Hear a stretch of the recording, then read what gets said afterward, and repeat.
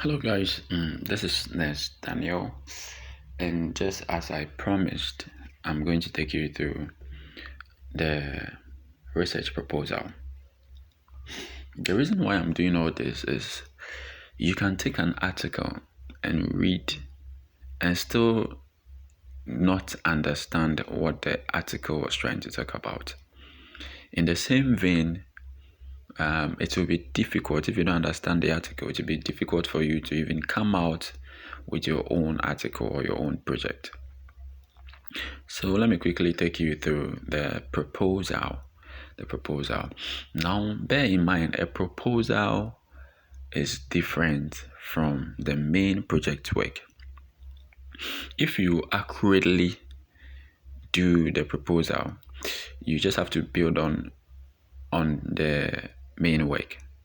It's just that simple. Okay, so you need a cover page. Just it's a normal thing for KNUST. So this is our cover page. So you have the school, the college, the faculty, and the department. Then you have the logo.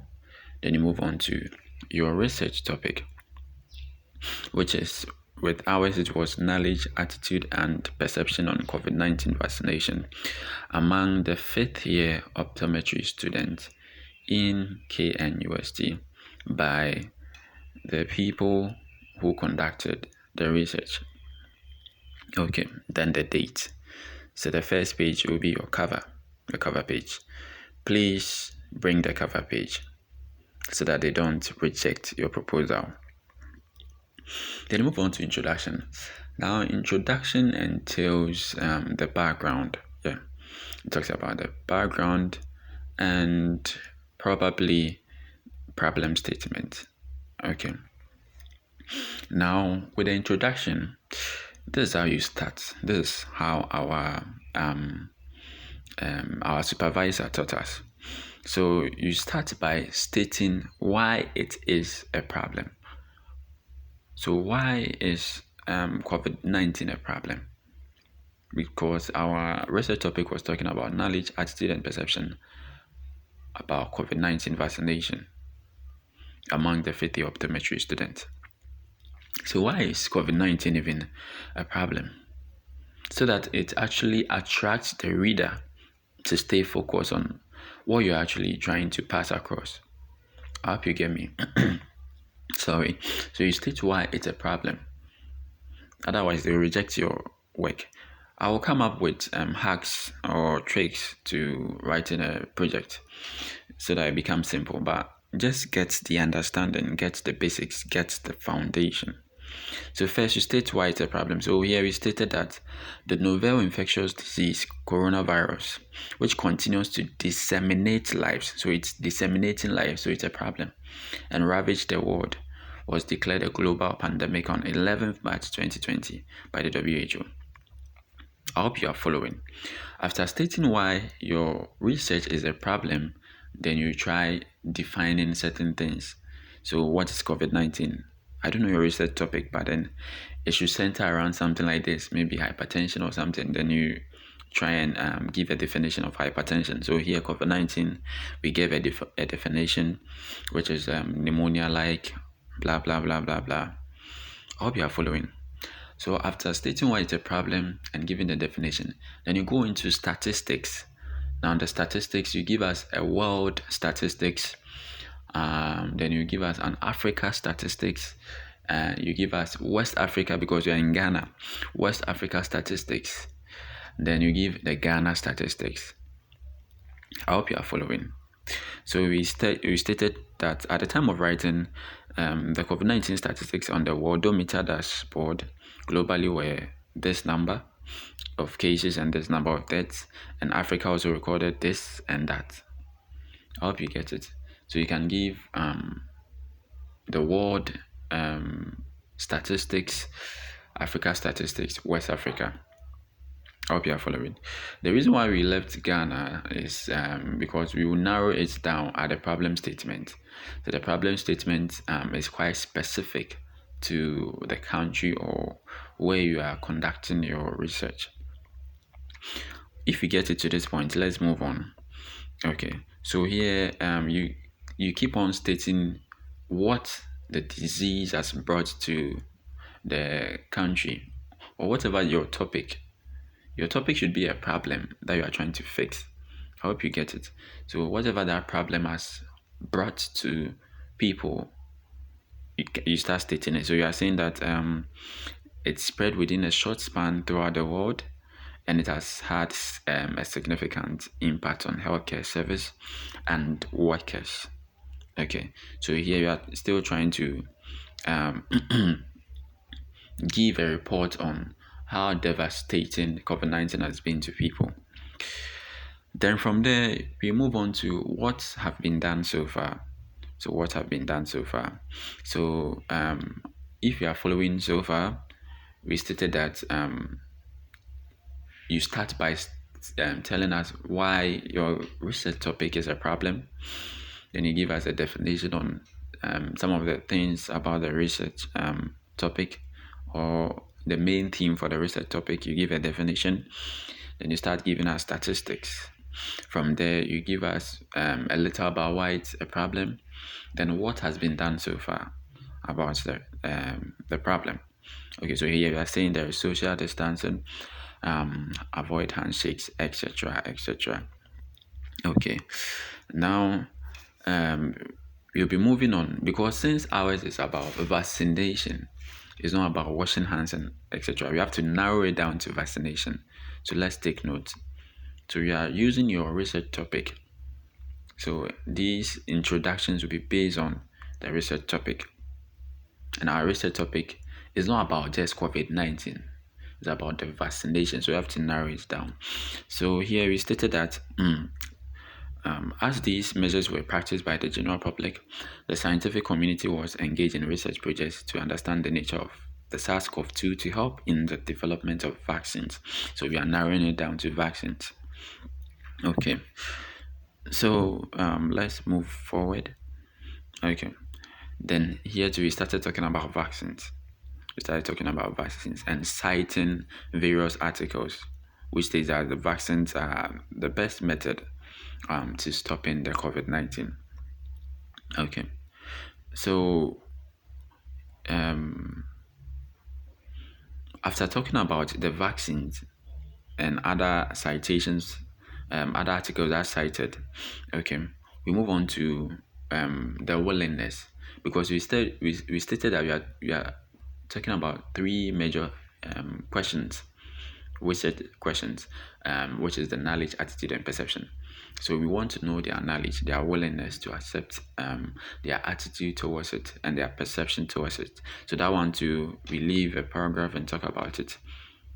So the willingness of the general public to accept the COVID-19 vaccines even before their development was relatively positive, as opposed to the reality now. Then we talk about certain things, so acceptance and hesitancy, etc. So the last, let me read the last sentence. In light of this, it is vital to understand and interpret people's knowledge, attitude, perceptions, practices, and concerns regarding COVID-19 vaccines to boost mass acceptance. Then we cited a few articles. So your concluding sentence is very important. So you state that, given these reasons, it's important or it's prudent for us to actually investigate people's knowledge, attitude, and perceptions, okay, concerning the COVID-19 vaccines. I hope you get it towards this part. If you don't get it, just go back and play it. It follows the same sequence. Okay, now problem statements. Just as I stated, I gave a few hints. It's where you narrow it down to your location, your geographic location. So you talk about Ghana. So the first two cases in Ghana. So you are giving a little history about Ghana, how COVID-19 started. But then bear in mind that you narrow it down to the vaccines, because we are talking about the vaccines. Okay. So Ghana recorded the first case 12 March 2020. at that time there was this number of confirmed cases, this number of recoveries, this number of deaths, so statistics. Okay. Then you talk about the measures that were put in place in Ghana. So you talk about statistics for problem statement statistics in your geographic area, then measures that were put in place. Okay. And let's move on. We cited a few examples. And in order to curb the spread of the virus, Ghana received their first consignment of vaccines because vaccines is our main research topic. So we talk about the vaccines. So we said we had AstraZeneca from the COVAX initiative. Okay. Then we talk about the people who received the first consignment or the first phase, okay, which was carried on this date, etc. So giving a little history about the vaccines in Ghana. Okay. Then we move on to students because we said it's a fifth year optometry student. So we said a sector of the nation that got greatly affected is the education system. So now you see that we are narrowing it down to students. So the government had to shut down schools and etc. And still, we had to resume face-to-face academic activities, talking about all these challenges. And so it's very wise for us to ask the students who suffered all these mishaps their knowledge, their attitude, and perception towards the COVID-19. I hope you get me. So we cited a few articles. Then let me read the last sentence here.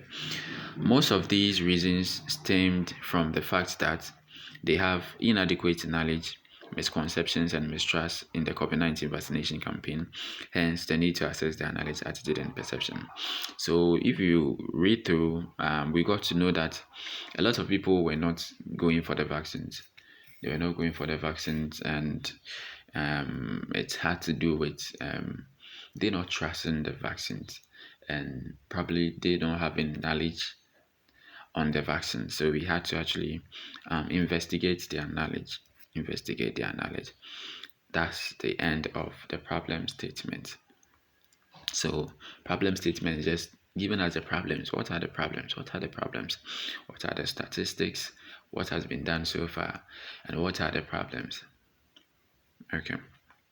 And bear in mind, when you are citing, you cite an article or a book or possibly a journal. We don't cite a site, like a website, etc. My supervisor told us that we don't cite from just sites like websites. Now it has to be an article, then you cite, then you use your Mendeley software to help you with your citation. Okay. Now research objectives is the next to talk about. Sorry. So the research objectives, you talk about your general objective and your specific objectives. Your general objective is just like the research topic. Okay. So the study, so this is how you write your general objective. The study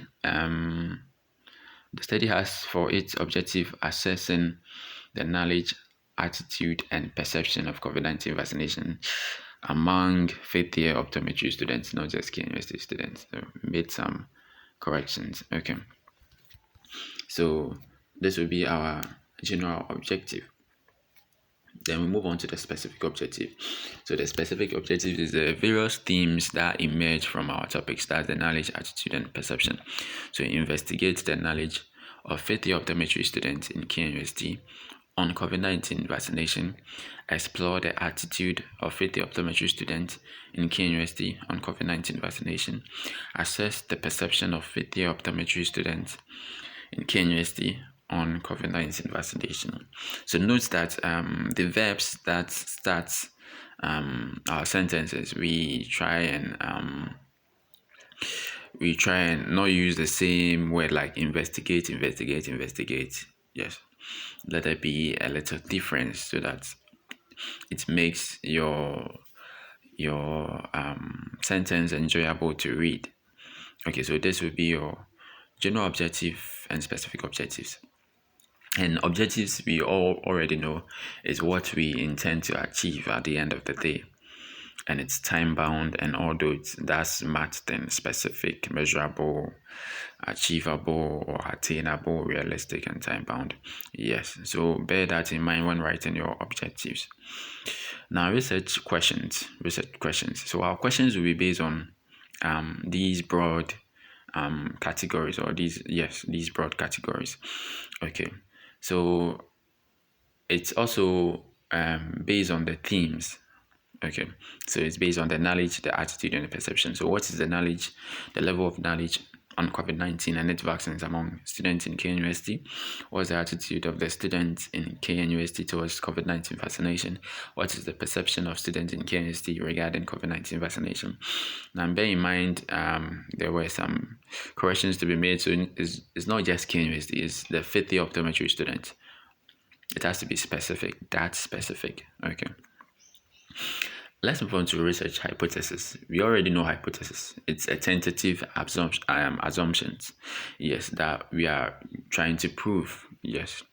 So you state or you write a research hypothesis, and the hypothesis guides you, especially in chapter 4, so that after everything, when you do your analysis in chapter 5, then you conclude that, okay, our hypotheses were true or they were false. Hypotheses can be true or false. And this time around, the hypothesis that you've stated here is the null hypothesis. And sorry, we've done a little about null hypothesis, which is the hypothesis to be tested. So here we stated that there is a significant relationship between the attitude, knowledge, and perception. So this was our hypothesis. And students' readiness to take COVID-19 vaccine. So there is a relationship. Okay, so since we've stated that there should be a relationship, in our chapter 4, where we are trying to analyze our results, there should be a system for us to relate these things. So you relate knowledge to acceptance of COVID-19 vaccination, attitude to readiness to take COVID-19 vaccination, perception to readiness to take COVID-19 vaccination. I hope you understand. You said there should be a significant relationship. So you should relate them to show if there is an association. So there you'll be talking about p-values. I don't know if I'll find a time to talk about p-values and other things like COR, that's the crude-out ratio, the confidence interval, etc. These things are in chapter 4. Let's just focus on this one. Okay. Then after stating the research hypothesis, let's note the various subtopics. Okay, significance or justification of the study. Here you are justifying your study. Why you are doing this study? Why are you worrying yourself with this study? Okay, so the study aims to review the evidence in support of the hypothesis that there is a significant relationship between knowledge, attitude, and perception and student readiness to take the COVID-19 vaccines. So why is that so? So this is the significance. Moreover, the outcome of this study will help provide a direction for future research and policymakers to construct appropriate interventions to promote mass acceptance of the COVID-19 vaccination. So this is the justification. So we are doing all this study so that it will help direct future research and also policymakers to construct the appropriate interventions. Then you move on to definition of terms. You define your terms. So definition of terms also emerges from the themes: knowledge, attitude, perception. With ours, it was knowledge, attitude, perception. Yours can be knowledge, attitude, practice. So yeah. So what does knowledge mean to us in this research? With knowledge here, with definition of terms here, you define your terms by yourself, not a dictionary. Yes, I hope you get me. So wherever someone sees knowledge in your work, it means this. So knowledge means having an insight into COVID-19 and its vaccination. Attitude means the way people behave towards COVID-19 vaccination. Perception means how someone understands COVID-19 vaccination. So definition of terms is how you define your terms based on you. Okay. Now, literature review. Here, adding a literature review or not adding it depends on your supervisor. It depends on your supervisor. Some supervisors will tell you don't add a literature review because the literature review is chapter 2 of your main project work. The same applies to the introduction that we just talked about in the proposal. The introduction is your chapter 1 of your main project work. But some people or some supervisors may prefer not to add a literature review. But our supervisor wanted us to add a literature review, so here it is. So literature review, you talk about what literature review means. So this chapter 6 to review the findings obtained from relevant studies done on knowledge, attitude, and perception and towards COVID-19 vaccination. So literature review is just findings from articles, books, and other publications, journals, on the research topic. Okay, so you talk a little about knowledge, attitude, and perception all together. Then you break it down into the various themes. You talk about knowledge, you talk about attitude, you talk about perception. I hope you get it. And here you are just going and looking for other publications, like what they've written, then you cite them. So there will be a lot of citations in your literature review. Yeah, that's what I'm trying to drive at. There will be a lot of citations. So the chapter 6 to review the findings obtained from relevant studies done on the knowledge, perception, and attitude towards COVID-19 vaccination. Then talk about vaccination is one of the most effective primary preventive interventions in public health, and we cited Amoah, and it is most effective preventive measures against COVID-19, Addo et al. So you'll be citing and citing and citing. Then you talk a little about what a vaccine is, so vaccine preparation, and what vaccination also means, because we are talking about, so literature reviews, whatever information we have on that then. So information on maybe knowledge, information on attitude, information on perception, information on COVID-19, information on COVID-19 vaccination, etc. I hope you get it. So let me read the last part of this. The knowledge, attitudes, and practices of people towards COVID-19 vaccine is pivotal to understanding the dynamics in the epidemiology of controlling disease, its effectiveness, compliance, and successes of the vaccination program. And that is Sine and Bono. That's their work. So you'll be citing and citing. Sorry. And let's take note. There is a period or a number of years you can cite to. You can cite 2010 work whilst you're in 2023. So you ask your supervisor, is it a 5-year? You can cite to up to 5 years late, or maybe 2 years late, or you have to ask your supervisor. Okay, then you talk about knowledge. Knowledge, you define a little about knowledge. Then you talk about you cite other articles that has talked about knowledge. So knowledge is very important in determination of people's attitude towards things. On the other hand, attitude has been used in prediction of behavioral intentions in many fields, and we've cited. Then you talk, we cited a lot. So you'll be citing from articles. You'll be citing from articles. So literature reviews a lot. It has to do with citations, like you citing a lot of people.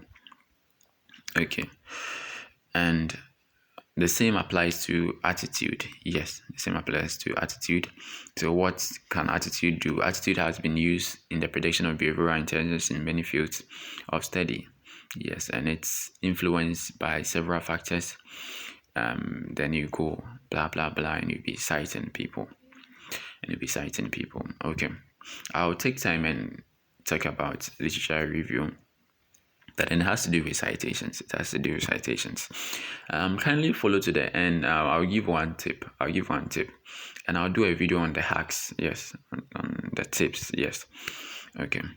And perception deals with how someone or something is regarded, understood, or interpreted. Thus, people may have access to right information at the right time about something, but how such information is regarded or understood will determine their attitude towards it. How a thing is perceived determines one's level of trust for it. Trust is not just a feeling we perceive, but it's also a way of perceiving. Okay, and we've cited some people. We cited some people. Okay. Now, okay. The last part is very relevant, yes, because what you'll be doing mostly will be citing. So let's read the last part. This research seeks to investigate the knowledge, attitude, and perception of only tertiary students from all fields of study who happen to live in one geographical area, Kenya, Ghana, despite their different places of origin, using only questionnaires in information gathering from respondents. So this last part is very crucial. So what our research intends to do, and our area, geographic area, and the people, because we have international students here and they're in Ghana here, so we want to also know their experiences. Yes, we have different religions here. Yes, okay. So in citing, when you get one article and you come down to their references, you can also get other articles relating to what they were talking about. I don't know if you are getting me. So if you cite an article and you read through the article and you get to their referencing part, you can also get other articles. That's the hack that I wanted to talk to you about. So you can get other literature materials to cite. You can get other literature materials to cite, not just one material. So it shouldn't be difficult for you to get a lot of materials to cite. Literature review has to do with citing a lot. At least 10 is even less. At least 15 articles, and maybe probably a textbook or a journal. But hardly will you see someone citing a textbook. Yeah, we are students and we know that hard copies, and yeah, it's not our thing. Yeah. So at least 15 articles. Okay, I hope you get me. So you can get a lot of materials to cite. Okay, and you have to read so that you pick from them. And sorry, when you are citing too, don't plagiarize. I don't know, I'll talk about plagiarization in the hacking. That's writing or presenting someone's work as your own. Even though you cite them, you might be also plagiarizing. In sense, when you cite an article, it shouldn't be a plagiarism. But when you cite word for word, even if you bring the citation that maybe it was done by Ado et al., still you've plagiarized. So you have to change the words. Yes, you have to change the words. You change some synonyms. I'll teach you all these things in the hacks. Okay. Then you move on. So this part is very relevant, the study area. So our study area and our study population. Okay. So you talk about the fifth year optometry students to be our study area. Okay. Then we talk a little about our school. Let's talk a little about our school, because you can't just go to 50 optometry students without going through KNUST. I hope it makes sense. So you talk about KNUST being the largest, the second largest, and you talk about the the colleges that we have, and if KNUST have any awards currently, you talk about it. So currently, it was the best university in Africa in terms of quality education. So you talk about the colleges, College of Science, College of this. Okay. Then now you state that the colleges is divided into schools and faculties, which is also divided into departments and headed by heads of departments. Okay. Then now we move on to our main focus, which is the department of optometry. You talk a little about optometry. If you took nursing as your study area, you talk a little about nursing, a little history. Yes, so that's history going on. Now we move on to, because we stated that it's a 50 optometry class, we talk about their population. So it has a population of 69 students. Yes. And the optometry program trains students in acquisition of skills to work in hospitals or clinic settings. The assumption is that we are assuming that they have better understanding in matters of health promotion. The reason why we chose them. And 50 optometry students have appreciable knowledge and enough clinical experiences, and therefore they will be a very good source of information for our study. So you after stating the school or the class, you state why we are choosing them. You are choosing them because they will have knowledge, because they are health workers. So at least they will know something about COVID-19. Now, inclusion and exclusion criteria. Inclusion criteria is the criteria that we give to pick people who are interested in our research. Yes. So we've stated our population and our area. So let's look at the inclusion criteria. So people who are willing at the time of survey to partake in the study will be included. That's our inclusion criteria. So those who are willing, we include them. Our exclusion criteria, those who are absent will be excluded and not considered in the sampling procedure. So people will be absent. People, maybe they've traveled, etc. Now let's look at the study design. We are using, for our study design, we used cross-sectional study. There are lots of study designs, so you can research more into study designs. With ours, we use cross-sectional, and cross-sectional is just taking data in a specific time or at a point in time. Okay. So cross-sectional study design will be employed. The study will be conducted within a period of 1 week. So we are conducting, or we are taking our data in 1 week. Okay. So questionnaires will be the tool for data collection. So you talk about your data collection tools. You are using questionnaires. Maybe you'll be using an interview. Okay.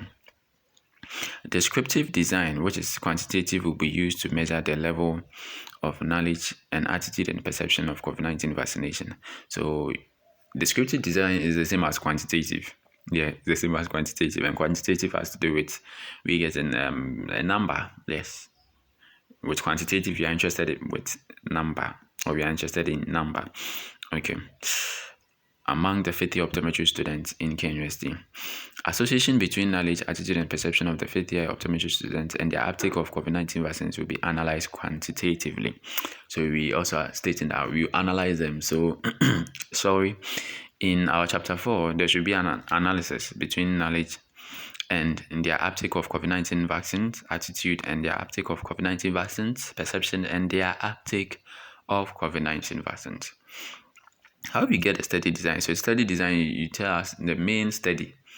Yes, if it's cross-sectional study. Yes. And we have other studies. Yeah. So you have I think we have case study and cohorts and etc. Yes, we have those studies. But ours is cross-section. Then you talk about the tools that you'll be using. So tools, questionnaires, interviews, what do you have? Then talk if it's quantitative or qualitative. Yes. And if we are talking about quantitative, it has to do with number. Yes. Okay. Then sampling technique is very relevant. Yes. We have a lot of sampling technique. Sampling technique is how you are going to get the people you are going to, or you are doing your research on. Okay. So here you said you are using convenience, and with convenience sampling, it has to do with people who are available. That's a convenient sampling, those who are available. We have snowball method. With snowball, a person, or you tell a person about your research, the person will tell another person, and that's the snowball. So you have to read more on sampling technique. Yes, you have to read more on sampling technique. Wow. This is getting lengthy. Okay, but we will end very soon. Data collection technique. Okay, since we stated that our tool will be a questionnaire, let's talk more about our questionnaire. The data for this research will be collected through structured questionnaire, which will be based on suggestions by the team and literature review. So our questions in the questionnaire will be based on suggestion by the team who is conducting the research and other literature review that we've seen. Yes. Data will be collected from respondents after an informed consent. So this is very important. Just take note. If you are using a questionnaire, you need an informed consent from the participant or the respondent before you embark on your research. The questionnaires will be close-ended. Okay, you have close-ended and open-ended. Open-ended allows the respondent to write, so you'll be writing a lot. With close-ended, it's just yes, no, maybe. I hope you get it. Respondents will be guided to tick or circle options to the questions. Enough time will be given. So these are the things that these are the measures that we'll put in place to ensure that our questionnaires are successfully carried out. So they'll be given enough time to read through the questions, and the language is mainly education. The language is mainly English. Yes. But then we assist them if they are finding any difficulty, and we break their questionnaires down. So we talk about their demographics, their vaccination status, their knowledge on the types of vaccines available, some myths and misconceptions about COVID-19 vaccines. So the questionnaire will cover these essential areas. Okay. Now, data analysis method. So what are we going to use to analyze our data? Just as I've been saying, analysis of data occurs in chapter 4 of your actual work. Chapter 4. Okay. So you said we use a software known as the SPSS, which is Statistical Package for Social Science. Okay, version 22.0 software. Descriptive statistics of percentages, frequencies, and cross tabulations will be used to generate output on all the variables and results presented as tables, graphs, and charts. So we stated that we'll be using percentages. So you see a percentage, we'll be using frequencies, and we'll be tabulating our results. Sorry. And our final results will be presented as either graphs, charts, or tables. I hope this makes sense. So we'll be using frequencies, okay, and we'll be using percentages, okay, to be our statistics, and then our results or our findings will be presented as either bar charts, pie charts, or histogram, or what have you. Okay, we'll be ending very soon. Ethical considerations. So these are the things we'll be considering, and this is very vital. It has to be included in every proposal. Otherwise, they'll reject it. Okay. So in order for it not to be harmful, because some researches are harmful, yes, maybe psychologically, or maybe researches that uses human being, like you working on human being and infringing some level of pain on them. Yes, so you need this ethical consideration. The rights of participants will be safeguarded and protected from harm. So how are we going to do that? Follow this. You can even write the same thing. Prior to data collection, administrative permission will be sought from the head of department. So you need permission from the HOD of where you are going to conduct your research. So optometry and visual sciences to carry out. After that, ethical approval will be obtained from ethics committee. That's the CHEPRI. I've talked about CHEPRI in my video, which is I think research proposal. Yes, how to write a research proposal, or what a research proposal entails. Yeah, I talk about the CHEPRI. The CHEPRI is a committee that seeks to make sure that your research is not harmful. And in KNC, you have to pay 30 cedis. Yeah, you pay 30 cedis to the CHEPRI. The CHEPRI is at SMS. Yeah, our SMS, our very own SMS. But then you have to pay to a bank, and you have to fill some forms. After that, you check on them at SMS, where this lecturer, Obri Kran, his office is, yes, the lecture hall, SMS lecture hall, yeah, lecture hall 1 also. That's where their office is. So later you go there and take your form that is stating that you can actually now embark on the research. Okay. To ensure that participants' rights are not violated. Then lastly, you talk about the respondents. They'll be informed and their consent will be sought for the research to ensure confidentiality and anonymity. I hope it sounds right to you. Lastly, you talk about the Gantt chart. Okay, and the budget. Now the Gantt chart is activities and the timeline. Activities and timeline. So your proposal, when do you seek to start your proposal, and when are you ending the proposal? Okay, ethical clearance. Between what dates will you finish with your ethical clearance? Distribution of questionnaires. When would that occur? And data analysis and dissemination. When will all those stuffs what occur? I hope you are getting me. Yes, and ours we stated July 2022. We didn't want to commit to certain dates because of uncertainties that might happen. Yes, so we just wrote the month and the year, the month and the year. I hope you get it. So the Gantt chart is just activities and timeline. Activities and timeline. Yes, and you can equally write the same activities. The last one is our budget. So we have item, unit, and total cost. So pens, files, exercise books, questionnaires, printing costs, final printing and comb binding, ethical clearance, 40 cedis, data charges, miscellaneous 100 cedis, etc. Yes, and this will be funded by you guys. Yeah, you'll be funding it. You just have to add this, yeah, to make it quite official. Yes, to make it official. It doesn't mean you, even though you pay, yeah, you'll be paying. I think when you print, they will take money from you, so you'll be paying. But then you just have to bring it to make it quite official. We added miscellaneous, and we didn't even do any miscellaneous. I hope you get me. Just to, yes, make it official. Yeah. Then lastly, your references, and you can generate references with your Mendeley. Yes, so with your Mendeley, you have to connect it to your Word, and it will generate the references for you. And that is that with the research proposal. I hope this video was very helpful. And if there is more time, I will take you through the actual chapters, because this is just the proposal. Thanks for watching, and this has been this Daniel.